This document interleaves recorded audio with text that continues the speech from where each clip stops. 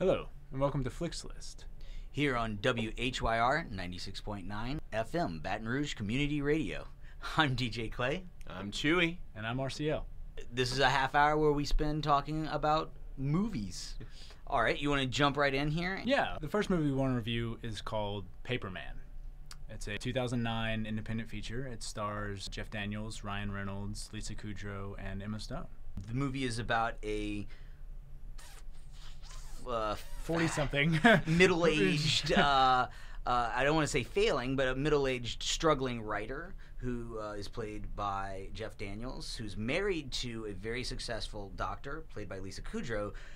Jeff Daniels' character befriends a 17-year-old girl, played by Emma Stone, the lovely Emma Stone. Oh, very lovely. Very thankful she's not actually 17, actually. You guys are getting creepy. Well, all right, but to say, the relationship that he forms with her, while being very odd, is not creepy. It's not a sexual one. They form a friendship. And the strangest thing about this writer is that he has maintained the same imaginary friend His entire life. Since he was 8 years old. It's a superhero played by Ryan Reynolds, who does a fairly good job of playing a superhero, I suppose. So maybe practiced.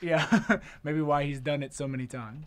The Ryan Reynolds character is hilarious. It's a dark comedy. The whole movie is sort of sadly, poignantly funny, kind of darkly funny, but the superhero character is the sort of splash of silliness in this world of this guy who's, not doing too good. So, what did we think about this movie?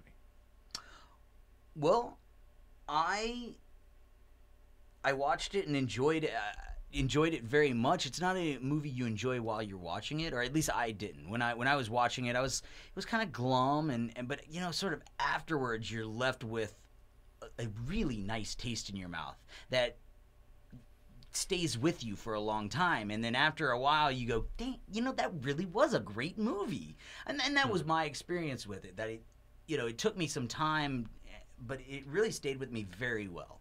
Well, I enjoyed the movie throughout watching it. I especially enjoyed the editing. There was a lot of really quick edits that punctuated jokes that I very, very much enjoyed, and the performances throughout the entire movie are totally phenomenal. Amazing. Absolutely. Yeah. So I loved this movie. It's been in my InstaQ, or not my InstaQ, excuse me, my suggestions list on Netflix for a long time, and I finally broke down and checked it out, and it was a really great movie. And there are moments in it, and I hate to compare this movie to Amelie because this movie does not take itself nearly as whimsically as Amelie does.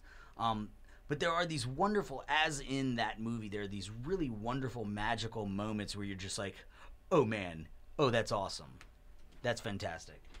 Where the writer actually orders a whole bunch of copies of his book that's not selling, and he actually makes a couch out of them because he hates the couch. He makes a living room outside that his wife hates, and becomes like a symbol of his freedom because he's free enough to have an outside living room, which is something college kids do. And I mean, yeah, it's a weird sort of outer expression of his inner frustration.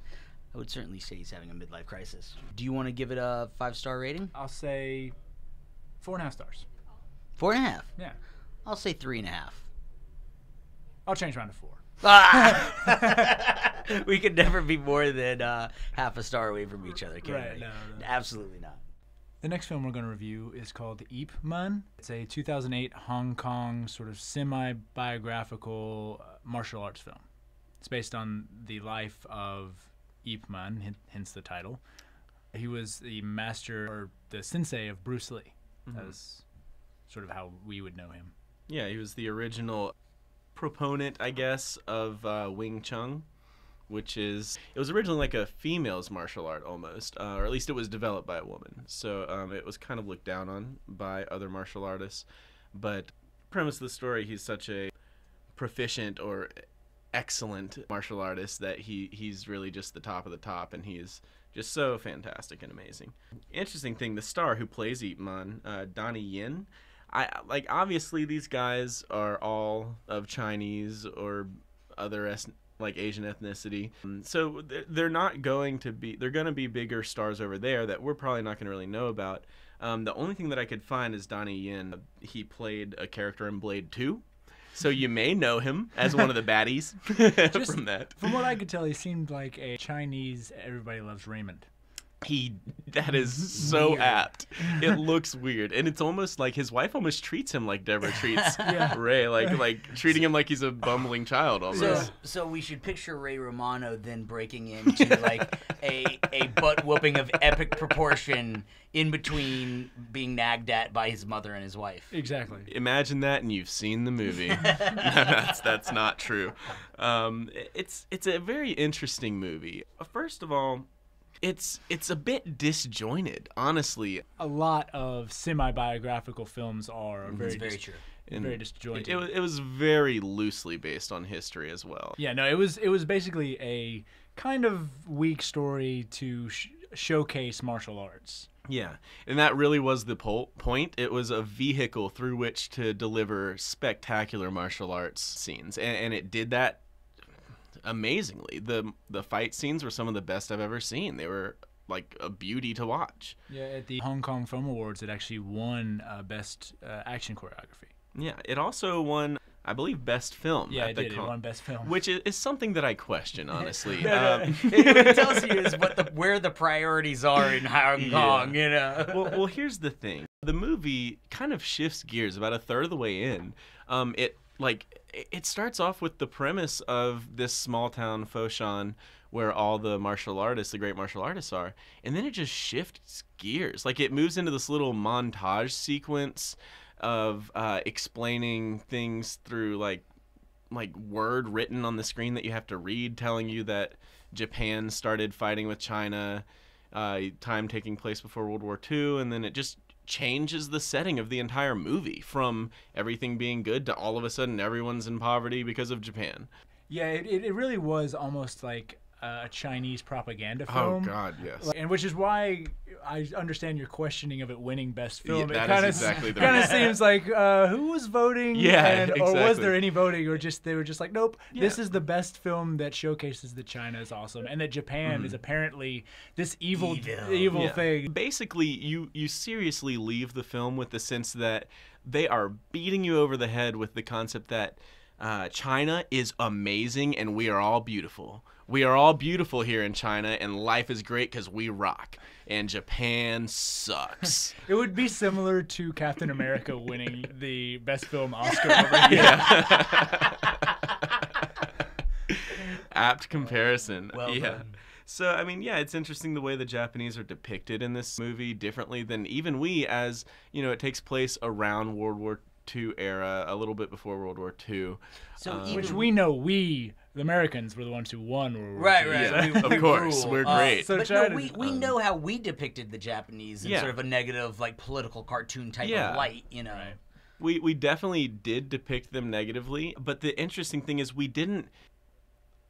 It's not demonized to the point of ruthless killers. It's almost made comical. Yeah, almost like they're bumbling through. Yeah. Bumbling idiots. Right, well, the difference was that China was already in war and they were being ruthlessly killed, whereas the America propaganda machine was trying to convince us to go to war. And we can't want to go to war with a smart, savvy enemy. They wanted us to go to war against, oh, don't worry, we can whip these guys. So that's, I think, where the difference is. I feel like we've been saying a lot of negative about it, or at least it's probably coming across that way, but I don't think we felt negatively towards the film as far as, like, enjoyment of it. No, I really enjoyed watching it, and I look forward to seeing the sequel, which was released last year. So I think it was a totally enjoyable movie. You just have to see it for what it is, which is a vehicle to deliver enjoyable fight sequences and beautiful choreography. If you enjoy Bruce Lee films, Jackie Chan films, Jet Li films, this is certainly on par as far as the action sequences go with that. All right, well, do you all want to do a 5-star rating for this movie that I can't pronounce the title of? Say it again. Ip Man. Ip Man. IP Man is what it looks like. IP Man. Oh, wow. The Nice. internet provider, man. I'll give it 3 stars. I'll give it 3 stars as well. 3 out of 5 stars from both of you. Very nice. Enjoyable movie. Certainly a movie that you're watching for a specific aspect of it. Yes. Absolutely. The action choreography is certainly the reason you should watch this movie. Not story or acting. Right. Or, So if you're looking for a touching coming-of-age drama where a boy falls in love with a girl, perhaps not the movie you want to see. No. And hopefully the third in the series will star Ray Romano. Yeah. Yes. Ip Man 3. So the next movie we want to do, we've actually allotted twice the time for, because I think we all three saw it, which is a rarity, and I think we all three have a lot to say about it. The movie was called Exit Through the Gift Shop. It's a 2010 documentary directed by the famous English street artist Banksy. It's a documentary, so it's starring all the people in the documentary. Do you want to give us a little... I mean, do you even want to try to summarize this movie? Go for it. The incredible story of how the greatest documentary of street art was never made.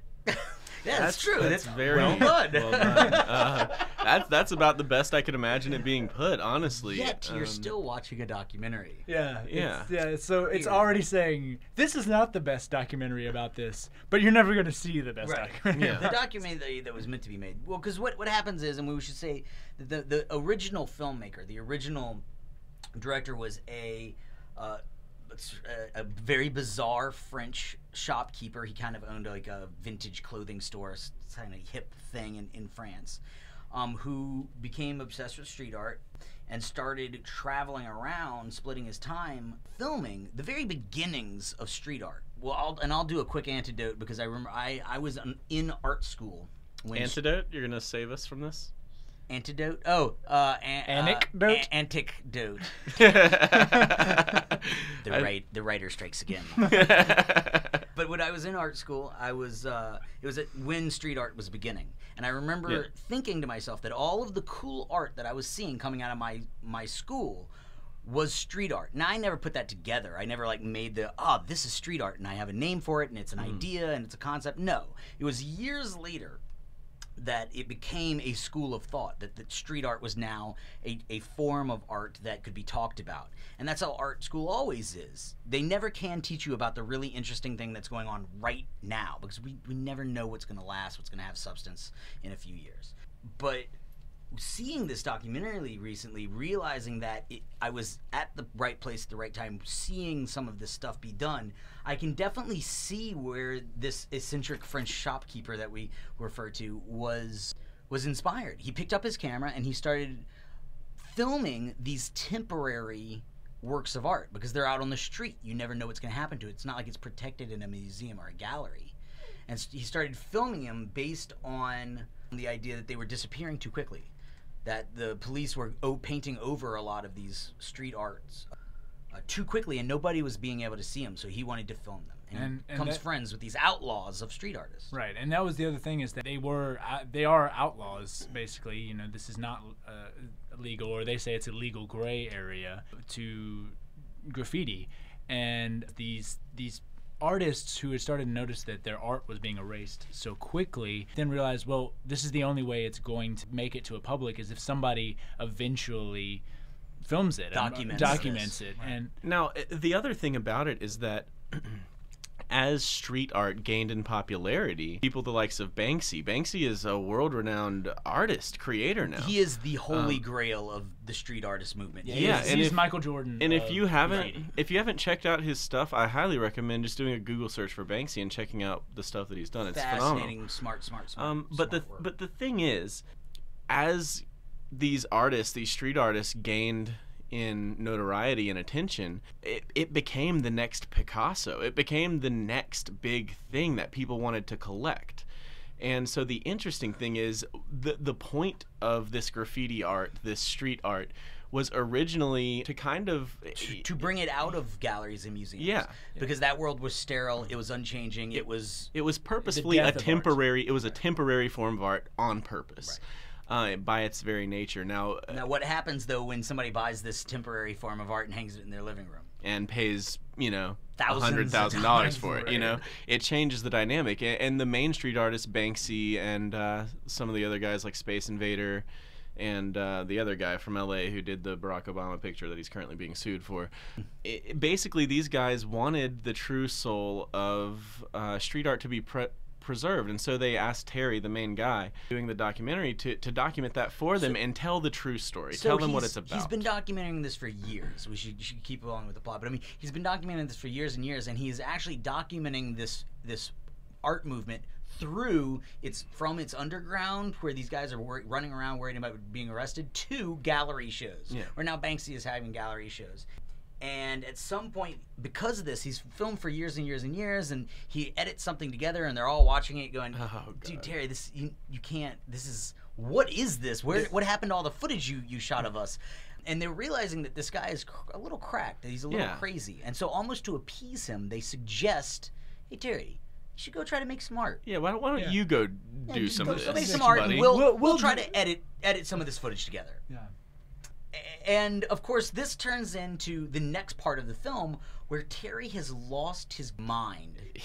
To everyone's amazement, becomes, what does he call himself? Mr. Brainwash. Mr. Brainwash. How appropriate. Yeah. His reasoning is that he thinks that Banksy and other mediums like the news or something like that are about brainwashing or something like that. Like, yeah, it's not really ever very clear why he chooses to be because he's a Frenchman and he's speaking in English. Not that there's anything wrong with being French, but it's a second language barrier type of decision. Right.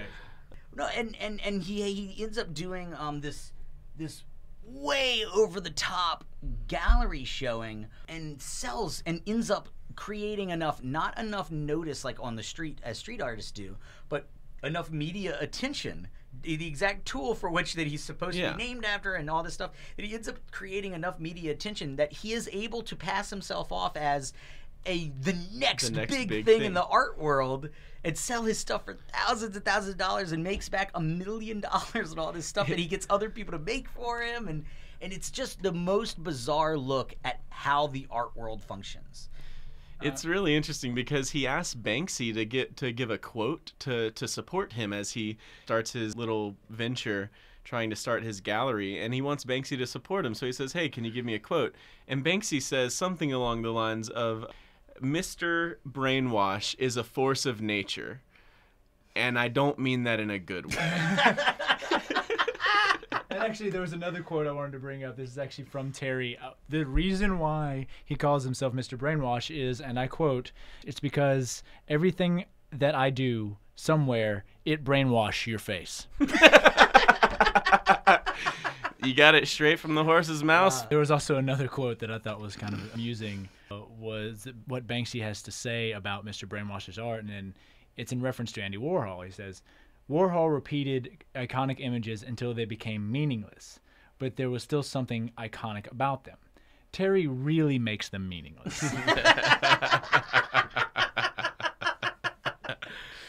Oh my God. And you know, the messed up thing is that these are all people he's befriended, and Banksy is not an easy guy to befriend. Nobody's ever seen his face. He is, I mean, it's all part of his shtick. I mean, I hate to call it a shtick to disrespect it, but it's all part of Banksy's thing, is nobody sees him, nobody knows who he is. It's all done very secretively. Yeah.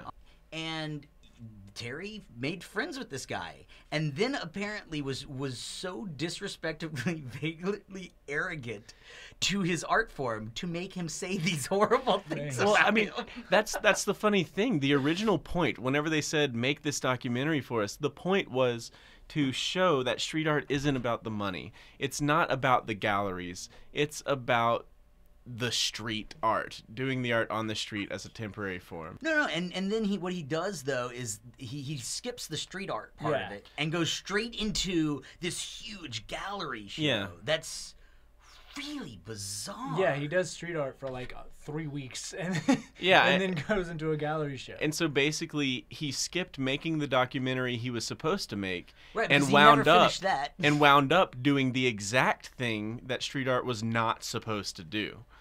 Totally incredible. What ended up happening is that Banksy continued to take a lot of footage even after Terry stopped shooting, and ended up editing together this documentary. It's now, it's listed as directed by Banksy. And if you're interested in modern art, if you're interested in art at all, this is one of the most poignant, impressively intelligent documentaries I've seen on the art world in a long time. Does anybody have anything to add before we do a 5-star? I think it was nominated for Best Documentary at the Academy Awards a few years back. Was it? In 2010, but yeah, so last year, I think. Holy smokes, that makes sense to me. I mean, it is definitely one of those documentaries that doesn't come along very often, but great subject matter and really, really intelligently done. Yeah. Out of 5 stars? I will give it 3.5. Okay. I'll give it 4. I will also give it 4, especially, it's a documentary. It succeeds in all the places I want a documentary to succeed. We need to learn to disagree more. No way, man. Are you kidding me? We're all right all the time. That's the beauty of it. If we disagreed with each other, one of us would have to be wrong. Y'all's opinions stink. All right. And so finally, I think we've always wanted to do segments on the show that were more than just movie reviews. One of the things I think we had talked about doing was weird film lingo, maybe explaining some of the credits. There's some weird titles at the end of the credits. There are weird things that people call things on movie sets. And seeing how I just got off a job, I thought that I'm newly refreshed on stupid terminology that film industry people use. But I thought maybe we could talk about some of those, like some of our favorite weird film words, if you will. I like it's a wrap. That's a wrap? Yeah. Yeah, but I guess everybody knows what that means. Well, no, I'm just saying that was my favorite one. Oh, that means right. the job's done. You're done. Well, there's the martini shot. Okay, the martini shot, which is the last shot of the day, which is interesting because that's sort of self-explanatory too, though. Everybody pours themselves a martini after the martini. I mean, it's really not. Like, even I, coming into the film industry, I knew that's what it was called, and I understand what it meant, but it never crossed my mind that, like, oh, it's the martini shot, which means that after the shot is done, we can all start drinking. Right. Because we have to sign contracts that say we will not drink on Right, but set. in the olden days, hell, they had a martini in the middle of the day. Yeah. The one even odder than that is the second to last shot That's of the the day one that gets me. is called the Abbey. The Abbey Singer. And right? they're fully called, Singer? we call it the Abbey by short, but it's fully the Abbey Singer, who was an old-timey film director who always seemed to add one shot to the end of his day. So he would call the martini, and then he'd go, wait, no, I got one more shot I want to do before we go. Okay. And so they ended up calling the second to last shot, naming it after him, and we call it the Abbey. But the whole film world is riddled with this sort of language where they're like carny folk. They invent their own language to sort of relate to each other because you're around the same people 14 hours a day every day. Then another one of my favorites is the C-47, which is the wooden clothespin. Aha. Oh yeah, a clothespin. And I wasn't even sure. No, yeah. The C-47, the best explanation I've heard to explain this, because most people are like, I have no idea why you call it a C-47. The best explanation, a simple wooden clothespin it's used to hold on gels to lights. And if you're a gaffer, which is maybe another term we should explain, but if you're a gaffer, I might explain gels as well. Okay, so when you attach colored plastic things to shiny lights by guys who do that sort of thing, you do it with a wooden clothespin. And so they order bags of these things, and I can only imagine that some producer was like, $200 for wooden clothespin? I'll never pay that. And so the guy brought back his list of equipment, and he wrote something technical sounding like, I don't know, C-47. And it worked. The producer was like, oh yes, C-47, that sounds important. I'll spend $200 on that. We must spend $200 on C-47. What will we do if we run out? Yeah, right. Which sounds just like a producer. Producers are just stupid enough to not notice that the emperor was not wearing any clothing. The gaffer, do we want to explain the gaffer? Go ahead. Well, a gaffer is the leader of the electrics. He is the head electric, and the director of photography, which most people are familiar with, is the guy who directs how the film is going to look. But the gaffer is the guy who the director of photography goes, I'd like some nice soft lighting over there, and the gaffer goes, I need a C on a C stand with a 2K, and give me a soft spread on the right side there, and. Apparently, gaffers, by the way, are 1940s radio announcers. But then all the grips and electrics, the electrics being the guys who handle all the equipment with electricity running through it, and the grips being the guys who handle all the equipment. There's a lot of different types of equipment that all have funny names that shape and cut light. So Like flags, C-stands. the electricians will run up a light, and then, but it's shining too much on the left side, so they'll have a flag that flags it off, and so it's not shining over there, only over there. And so they shape the light. And there's like this army of guys who are all look like linebackers with huge beards and they disgruntled faces, and they spit and curse a lot, and they're running around making light happen, and it's really bizarre. It's the visual art of the film is made by the Cavemen. The offensive lineman Right. from your high school. All right, well, so now that we've garnished ourselves a pile of hate mail from Grips and From Electrics Grips and alike. Sorry, Adam and Max Beard. Well, I've had fun. As have I. I think this was a good show. Yeah, I think so. And for all you aspiring grips out there, just keep in mind that a beaver board is a baby plate attached to a pancake. That's right.